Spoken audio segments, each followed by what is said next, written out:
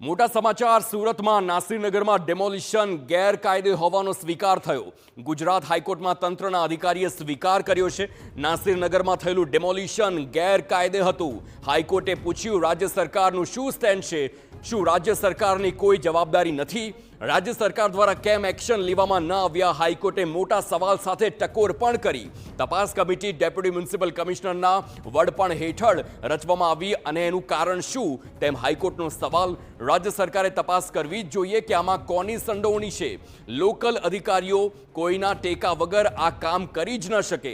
પ્રાથમિક રિપોર્ટ આવ્યો છે કે જેમાં એવું કહેવામાં આવ્યું છે કે વધુ તપાસની જરૂર છે। અધિકારીઓ કર્મચારીઓ યોગ્ય જવાબ નથી આપી રહ્યા।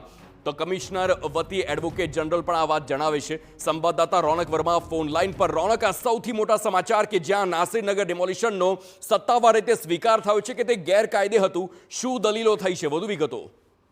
બિલકુલથી રાજ્યની સૌથી મોટી બીજી મ્યુનિસિપાલિટીમાં થયેલું ચર્ચિત ડિમોલિશન એટલે કે નાસિરનગર ડિમોલિશન મામલે ગુજરાત હાઈકોર્ટમાં સુનાવણી ચાલી રહી છે, જેમાં સૌથી મોટા સમાચાર અત્યારે સામે આવી રહ્યા છે કે આડકતરી રીતે ગુજરાત હાઈકોર્ટમાં સ્વીકાર કરવામાં આવ્યો છે કે નાસિરનગરમાં થયેલું જે ડિમોલિશન છે એ ગેરકાયદેસર ડિમોલિશન હતું। પાછલા દિવસોમાં કમિશનર દ્વારા જે પણ તપાસ કમિટી રચવામાં આવી હતી તે તપાસ કમિટી દ્વારા કરવામાં આવેલી પ્રાથમિક તપાસનો અહેવાલ છે તે પણ ગુજરાત હાઈકોર્ટના રેકોર્ડ ઉપર મૂકવામાં આવ્યો છે, જેમાં સત્તાવાર રીતે હજી પણ એવું કહેવામાં આવી રહ્યું છે કે જેટલા પણ લોકોની તપાસ આ સંબંધિત કેસમાં કરવામાં આવી છે તે લોકો હજુ પણ ગોળ ગોળ જવાબ આપી રહ્યા છે, યોગ્ય જવાબ નથી આપી રહ્યા। બીજી તરફ ગુજરાત હાઈકોર્ટ તરફથી રાજ્ય સરકારને પણ સ્પષ્ટપણે પૂછવામાં આવ્યું છે કે રાજ્ય સરકાર તરીકે તમારી જવાબદારી શું છે, તમારી ગંભીરતા શું છે, શું તમે કોઈ અધિકારીઓ સામે પગલાં લીધા કે કેમ, તે તમામ બાબતોને લઈને અત્યારે ગુજરાત હાઈકોર્ટમાં સુનાવણી છે તે ચાલી રહી છે।